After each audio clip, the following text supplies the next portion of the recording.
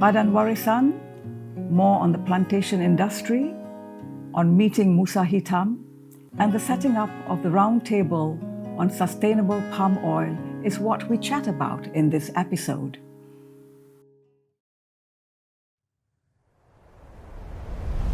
Hello, in the second episode of my conversations with Dato Henry Barlow, OBE, we will be taking a peek into some of the most interesting people he has met, his involvement with MNS, MBRAS, the plantation industry, and also a little bit about the Genting Tea Estate. Henry, I'm so glad we're meeting again today. Very nice to catch up with you again. I thought I would start with a story about Peter Panchenko. When I first got to Cambridge, the Red Cross latched onto the fact that I had studied Russian at school, and they asked me whether I would be prepared to go out to Fulbourn Mental Hospital, about 5 miles outside Cambridge, to interview and chat to Pyotr Efimovich Panchenko, who had been living in the mental hospital since 1948. This was 1963. So I said yes, and I bicycled out there, and I found a thick-set Cossack, broad shoulders, twinkly blue eyes, and a waxed moustache turned up at the ends, who looked as though he could at any moment break out into a wild Cossack dance. It turned out that he had had a tragic history. He came from the Kuban on the eastern side of the Sea of Azov, and at the time of the Russian Revolution, when the Red Army moved across that area, he was given the option of either joining the Red Army or being sent, basically slave labor, to the mines in the Urals. As a convinced Tsarist, aged 18 and just married, he decided to go for slave labor. And he worked in the Urals from about 1918 until the German advance into Russia caused a certain amount of internal disruption, and he was able to escape from the Urals.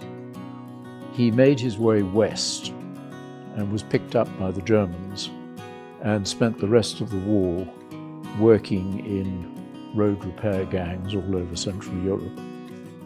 And at the end of the war, he made an attempt to get back to the eastern area, which was controlled, of course, by the Russians, the communists. The commanding officer of the battalion that he ended up with interviewed him.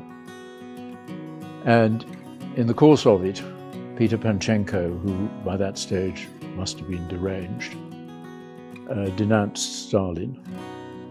And the officer said, "This is not the place for you, you go back west."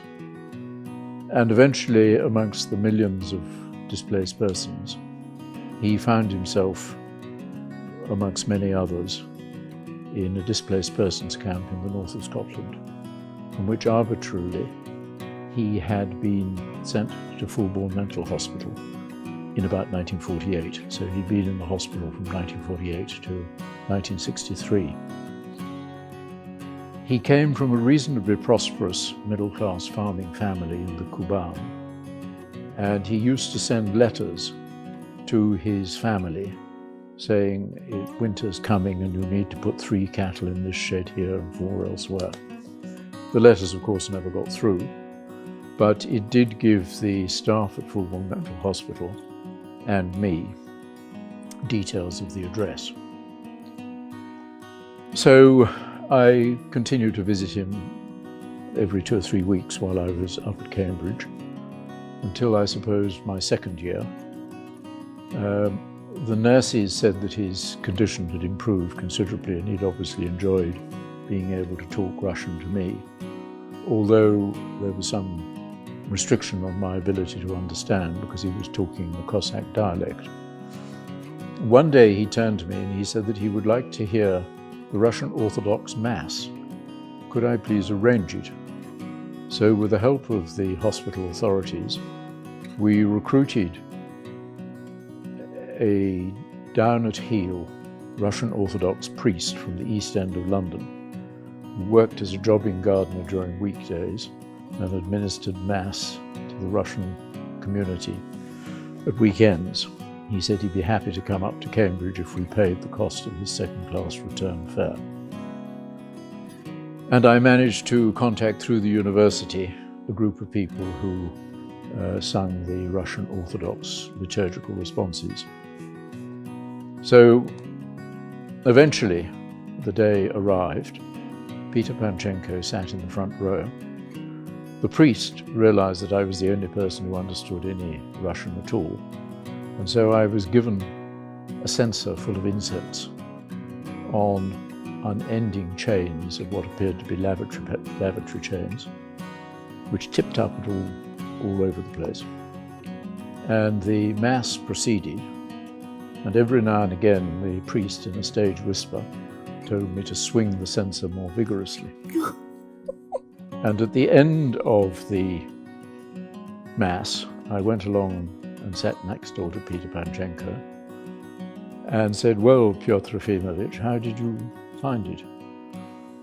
And he drew himself up and he glared at me and he said it was simply dreadful. Oh, shoot. And I said, "What's happened? What's wrong?" He said, "The incense that you used was not the incense which I was accustomed to in the Kuban, and therefore I have concluded that you are a wicked Stalinist spy and I won't speak to you again." And that was the end of my friendship with Peter Panchenko. And his condition deteriorated, and 2 or 3 years later I heard that he died. In 1968 I attended an international entomological congress in Moscow, and I chose the least formidable of the in-tourist ladies and explained the position. And together we wrote a letter to the address which I knew in the Kuban. No indication that it ever arrived there. I never heard about it again.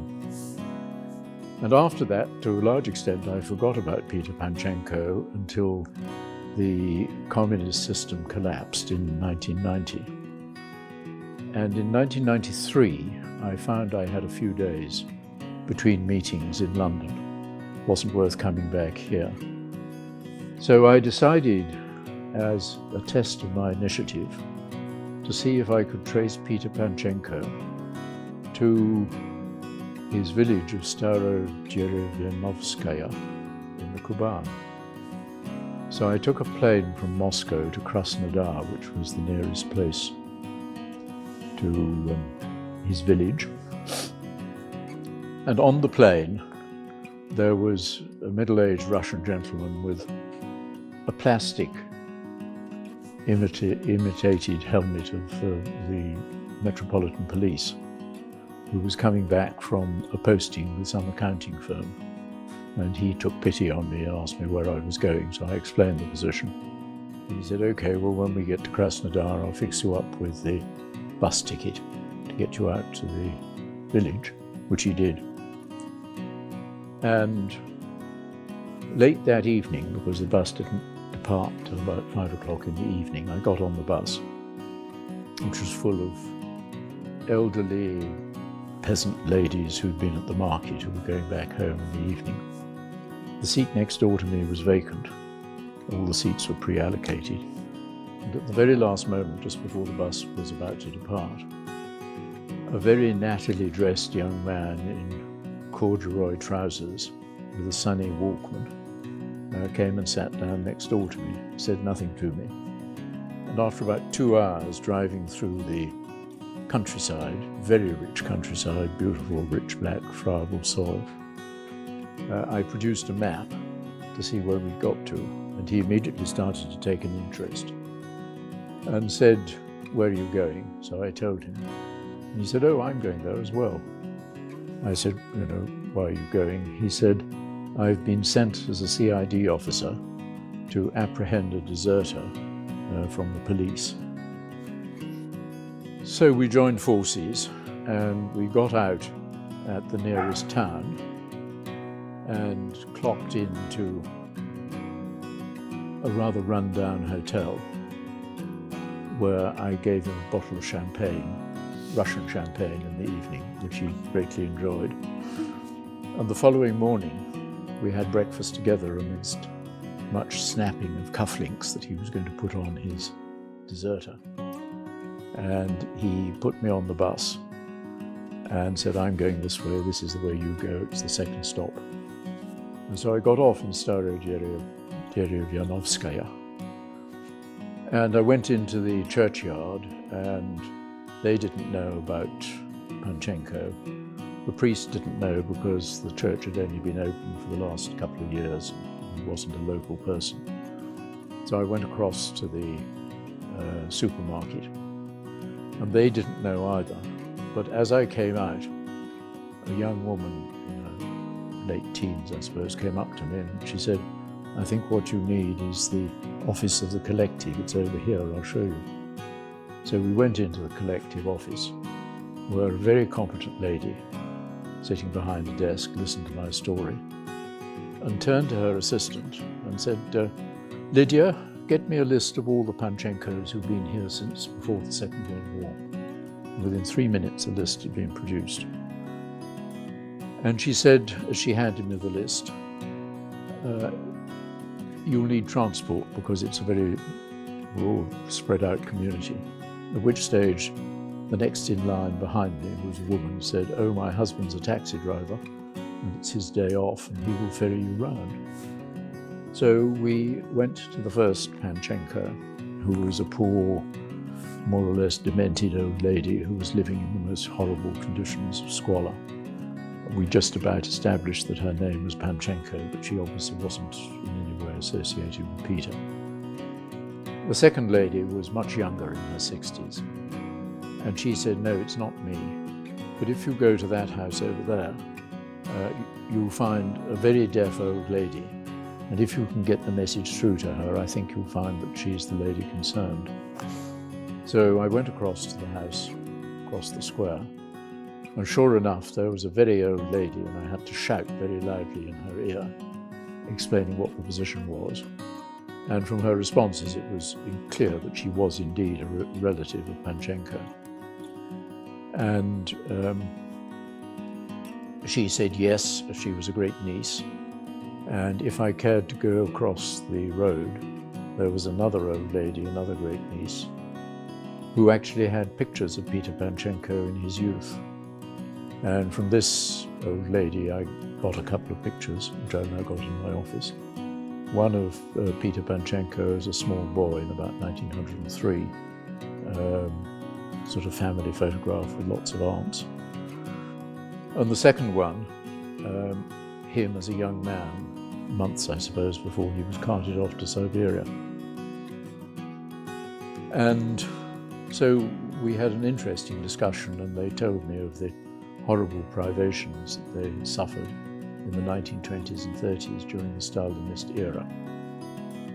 And they provided me with lunch in the garden, fresh vegetables and home-brewed wine. So sweet. And then I went back to the hotel. The bus hadn't appeared, and I was footing it down the road to the station when my friend with the snapping handcuffs suddenly appeared, having commandeered a bus, and put me on the correct bus back to Krasnodar. And we sat waiting for the bus and ate a punnet of strawberries. And so that is the story of Peter Panchenko. Fantastic, my goodness. The number of fantastically interesting people are in your life, Henry. Just by chance. Yeah. What about now, perhaps about the involvement with the Malaysian Nature Society? And I'm really interested in how your involvement was with Tun Sufyan and late Mubin Shepherd. Well, that was MBRAS. Yeah. Yes, that was with the MBRAS. Yeah. So let's start with the Malaysian Nature Society first. Almost as soon as I came back to Kuala Lumpur in 1970 from my first stint on Kersenese Estate, I became a member of the Malaysian Nature Society and attended the AGM. The person who'd been proposed as honorary treasurer had pulled out at the last moment. So I found myself catapulted into the job at very short notice, and I remained treasurer for 70, 80, 90, 25 years. Initially, the society operated out of Museum Negara, out of what was little more than a broom cupboard adjacent to the director's office, Tun Charum at that stage. And there was a very nice Indian clerk who kept the accounts, kept the account book, and also retained and kept an eye on the stock for publications. I rapidly got involved in seeing various publications through the press on behalf of the Society, a reprint of Henderson's Malayan Flowers, 2 reprints of Corbett and Pendlebury's The Butterflies of the Malay Peninsula, and perhaps more interestingly, Corner's Wayside Trees. Thereby hangs an amusing story. When I was still at Cambridge, when we were planning our Cambridge expedition to Mount Kinabalu, Jeremy Holloway's supervisor, who was a zoologist called Smart, said that he thought that as the leader of the expedition, I should visit Professor E.J.H. Corner, who was Professor of Tropical Botany at Cambridge, because he had led in the previous 2 years a couple of Royal Society expeditions to the eastern flank of Mount Kinabalu. So naively, I made an appointment to go and see Professor Corner. His office was in the old zoological building, and it was on the corner of the corridor. Somebody put up a notice saying "Dangerous Corner." I went in and I said, "Professor Corner, I'm very grateful to you for sparing the time to talk to me. I've been recommended to come and see you by Dr. John Smart." At which stage, Corner exploded. "Don't talk to me about John Smart. I won't have his name mentioned." And this went on for about 3 minutes. My jaw dropped. I was 18 years old at the time.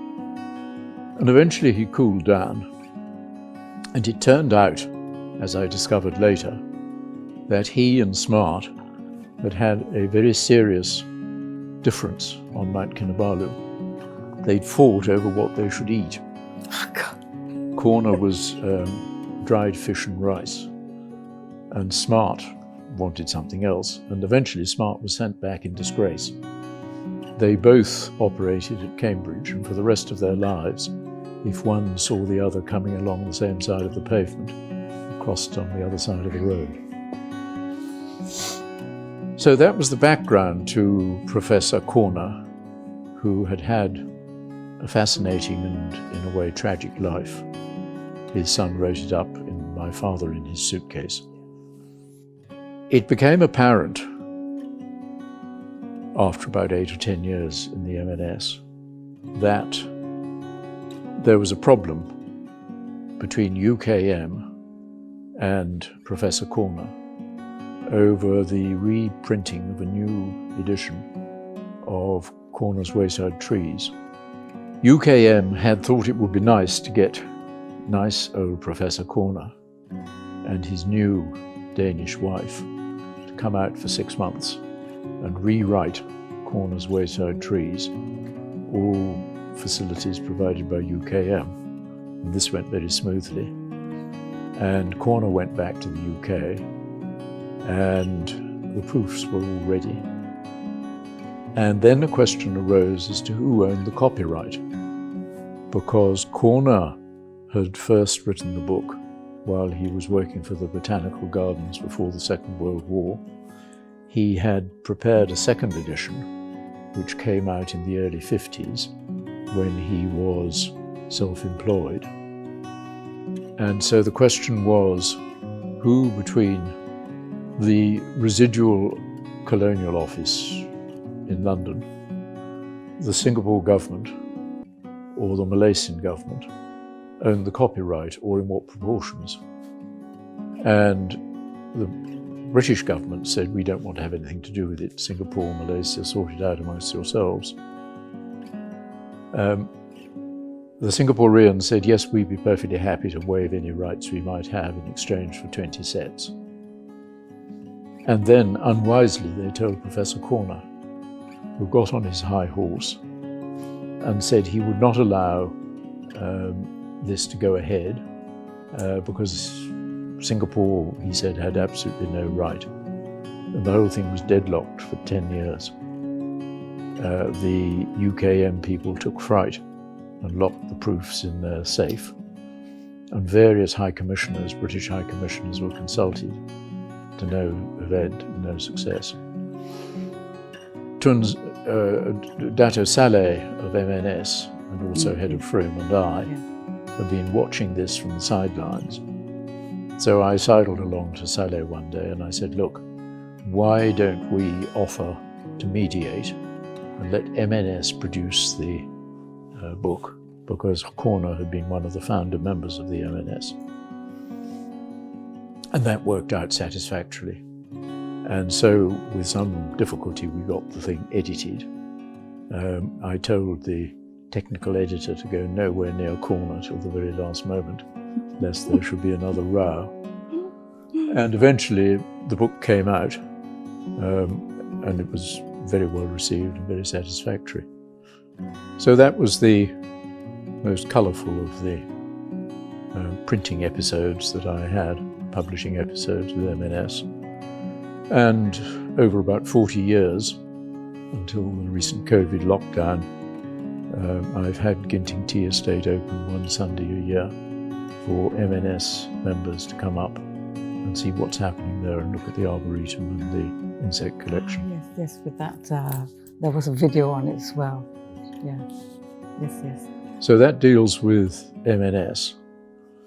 In the case of MBRAS, Malaysian branch of the Royal Asiatic Society, I became a member of the society shortly after I came out here in 1970. And in about 1990, I was elected honorary treasurer, and I've been in that job ever since. This involved initially working very closely with Tun Muhammad Sufyan, Lord President, whom I got to know reasonably well. Charming, delightful man, and his wife Bunny, full of a series of scandalous stories. And Mubin Shepherd. And towards the end of his life, Mubin Shepherd developed pneumonia, and he was taken off to hospital, and nobody expected that he would survive. And Dato Peter Mooney went along to see him and smoothed the fevered brow and said, Mubin, are you happy that all your affairs are in order?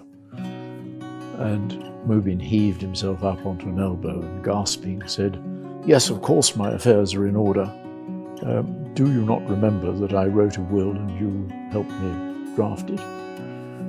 To which Peter Mooney replied, Mubin, do you not realize that since you are now a Muslim, the will has no effect? And so there was a crisis. They thought that Mubin was not going to survive for more than 24 hours. What to do?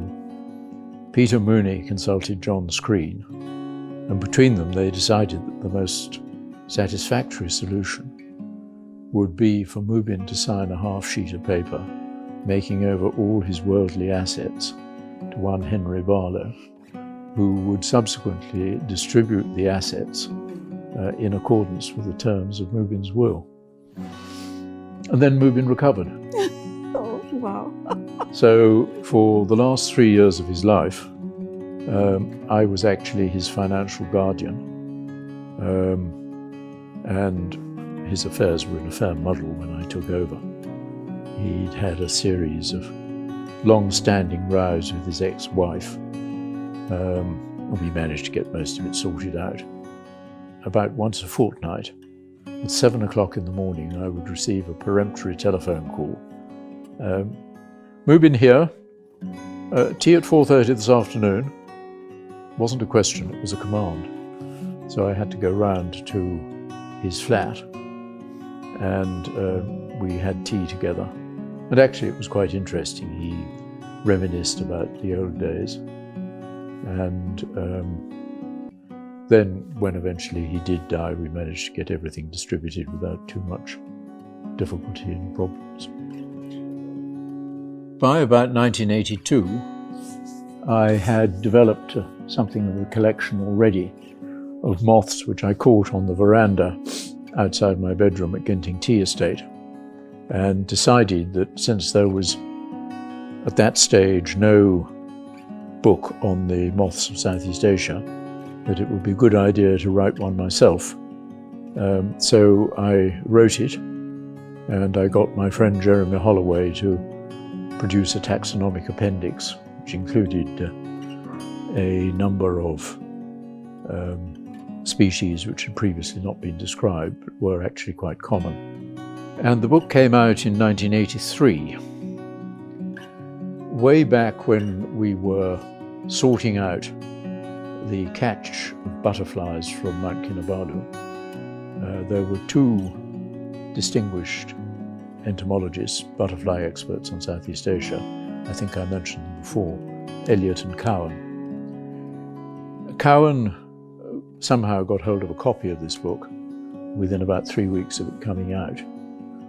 And a month later, a large, thick envelope arrived on my desk, which was Cowan's comments, page by page, on the various errors and things that ought to be put right in the next edition of the book, if ever there was one. There won't be, because Holloway has now superseded it and the names have been changed. So I thanked Cowan very much. We remained in contact sporadically at Christmas. And then one day in about 1986, suddenly I got a letter from him saying, I understand you come to the UK fairly regularly. Next time you come, will you please come and see me up at Grange over Sands? Previously he'd lived at Boustead, and I had actually visited him once before I came out to Malaysia, with specimens of some of the more interesting butterflies. And I was aware at that stage that he lived under rather curious circumstances, because he appeared to sleep on an army camp bed in the corridor with a Primus stove on which he cooked at the foot of the bed. So I duly made my way up to Grange over Sand on the west coast in Cumbria one Sunday morning. And it turned out that he was living in a flat which was part of a row of fishermen's cottages looking out over the estuary. He was on the second and third floor. When I reached the front door, he shouted to me to come on in, and he was standing at the top of the first flight of stairs, propped up on 2 sticks. No attempt to say, "How are you?" or "Did you have a good drive?" But he simply pointed with his sticks at bundles of books, and he said, take those, put them in your car. This went on for about 3 hours. And after we'd cleared the stairs, which were almost completely blocked with these packets of books, we went up to his study on the second floor. And again, he pointed, he said, take those. And by midday, the car, this was a Volvo, was absolutely up to the brim. And so I said to him, look, can I take you out to lunch? Oh no, I'm far too ill to go out to lunch. I will get you a cup of coffee. And so he tottered into the kitchen at the back, produced a cup of coffee, and sat down on one side of the bow window looking out onto the estuary. And only then did it become apparent to him that there were so many piles of books in his sitting room but there was actually nowhere else for anybody to sit. So we excavated a seat on the other side of the bow window, and I took a deep breath and I said, Colonel Cowan, I'm enormously grateful to you for this very fine collection of books. I undertake to keep them in my air-conditioned office in Kuala Lumpur and make them available to any Malaysian entomologists who wish to consult them. But I don't think it would be wise to put them with any library in Malaysia, because the very fine 19th century colour plates would be ripped out and sold. And he drew himself up and he said, I entirely agree with what you say. These books have given me a great deal of pleasure in the last 25 years. They're now yours to do with them as you wish. And on 2 more occasions I was summoned up to get further loads of books. And then one day when I got back to London, I was just getting into the bath, and the telephone rang to say that Cowan had died the night before. This was from his neighbour, who had actually supplied me with the odd cup of coffee when I was collecting books previously. So John Elliot and I went up to the funeral. There was only his sister, the nurse, Elliot, me. I think that was all. Very simple service. And at the end of it, the sister said, come on, we'll go down to the coffee shop at the end of the road, have a cup of coffee. And when the coffee had been served, she fixed me with a beady eye and said, Mr. Barlow, I understand that my brother gave you a lot of his entomological books. And inwardly I gasped and I thought she's going to ask for them back. So I said, yes. She said, I'd be so grateful if you'd take the remainder. So I went up again and collected, I can't remember, it was 1 or 2 loads of books. Before I went in, she said, look, I've taken everything out of the flat that I want, and if you see a map or anything or picture on the wall, please help yourself, because it's all otherwise going to be cleared. And I wandered into the bedroom and I saw some boxes under the bed and thought no more of it. I got back to Kuala Lumpur, and about 2 weeks later, I received a letter from the neighbours containing a newspaper cutting. And the headlines of the newspaper cutting were, "What the girls found in the Colonel's bedroom." And I thought, oh dear, is this going to be a tacky end to a nice story? And it turned out that the girls had not liked what they saw of the boxes, and they'd summoned the police. And the police had not liked what they saw, and they'd summoned the bomb disposal squad, who discovered that Cowan had purloined an armoury of ammunition and guns, which were about to explode anyway because they'd been badly stored, which would have blown up the whole of the series of fishermen's houses. Goodness. Henry, how come you get involved yourself with all these sort of people? There we are. My God. So I think we're left with organisations. Badan Warisan. Badan Warisan was established in the early 80s by Waveney Jenkins with the assistance, or maybe as a leading light, Reuben Shepherd. And although I wasn't involved in the very early meetings which took place in Waveney's house, I was roped in at a fairly early stage to be, I think, secretary or honorary treasurer.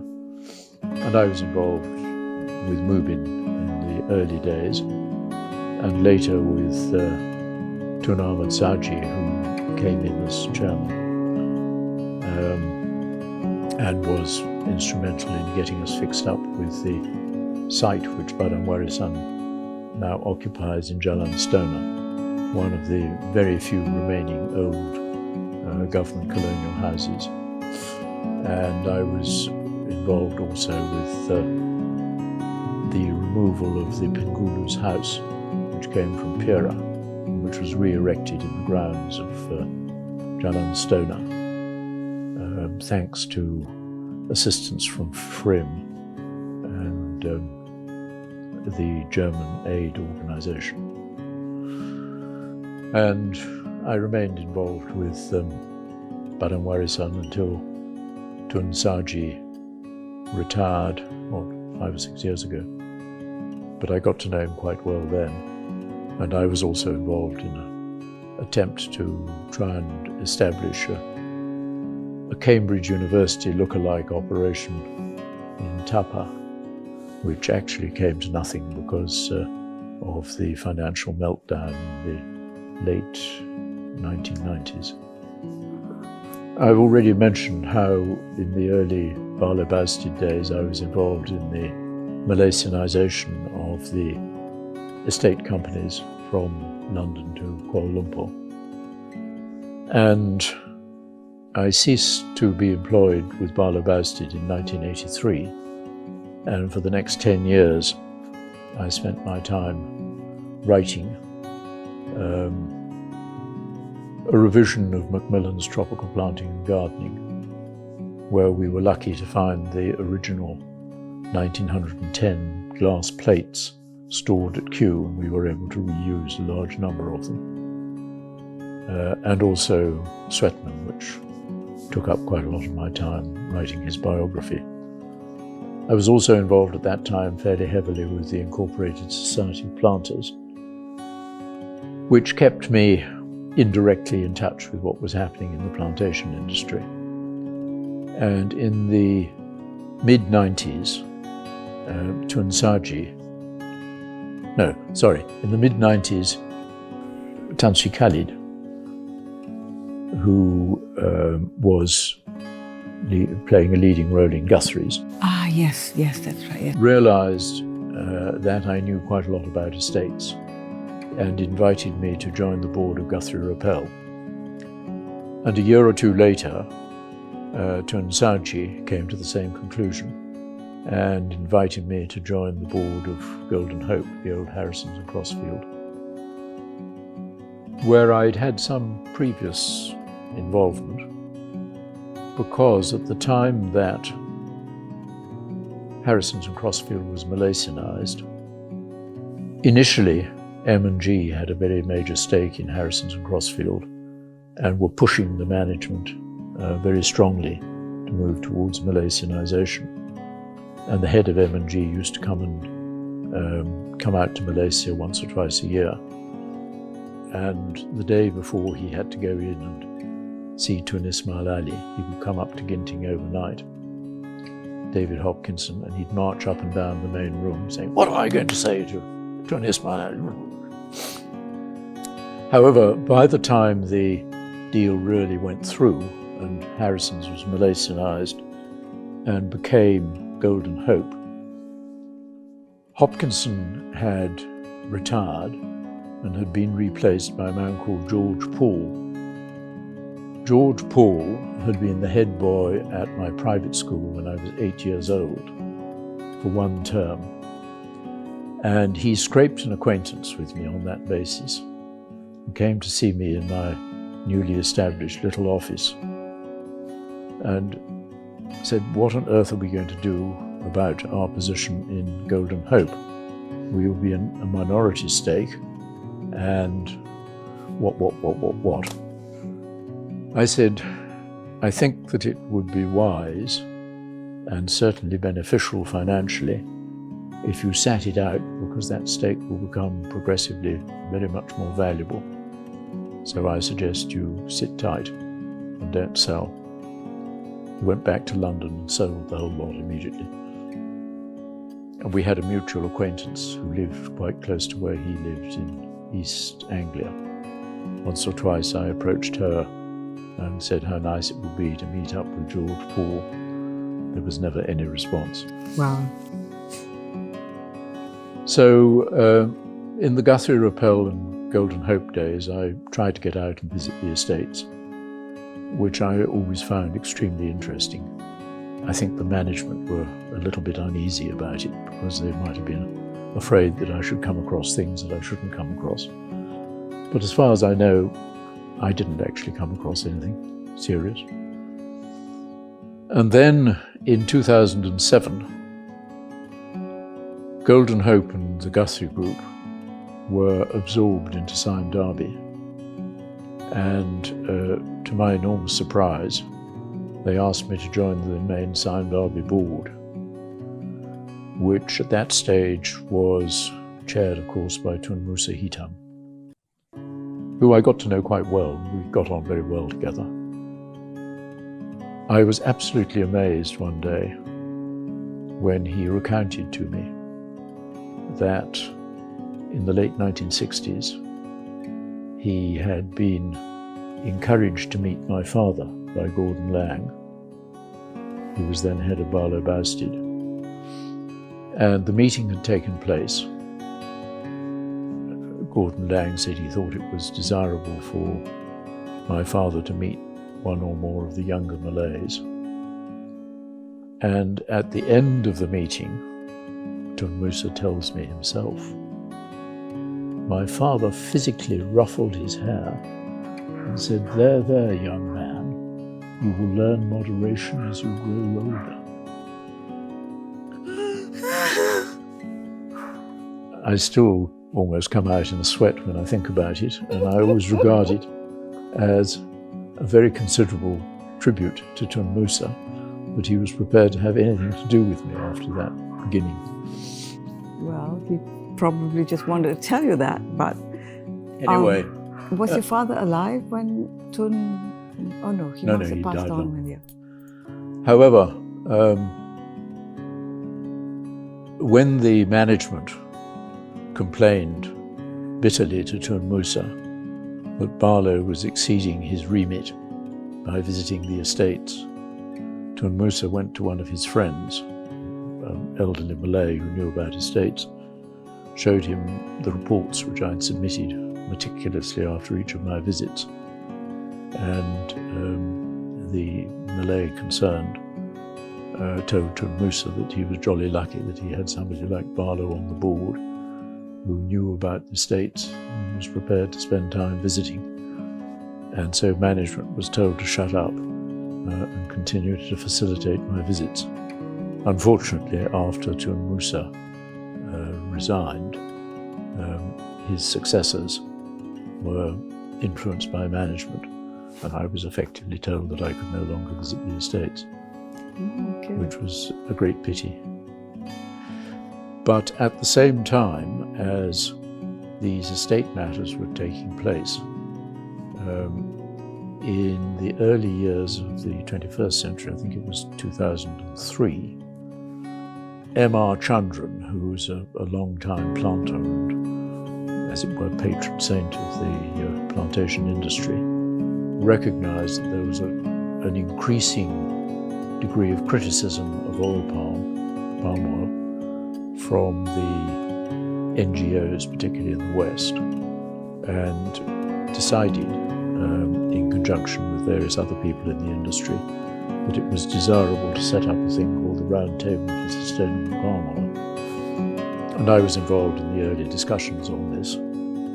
And by virtue of the fact that I also sat on the board of the Hong Kong and Shanghai Bank, I was able to suggest to them that they should provide the initial finance to get the whole thing off the ground. And that they did. And that was the way in which RSPO was established. And I became involved at a fairly early stage, chiefly in the complaints panel.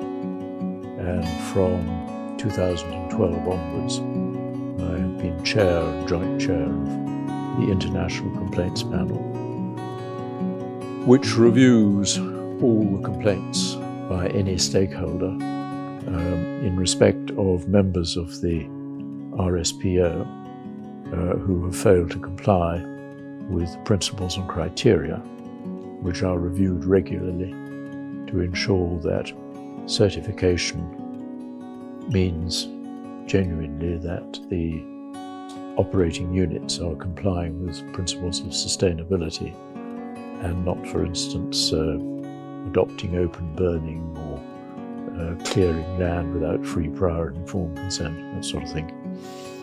So I found myself in quite an interesting position in that respect.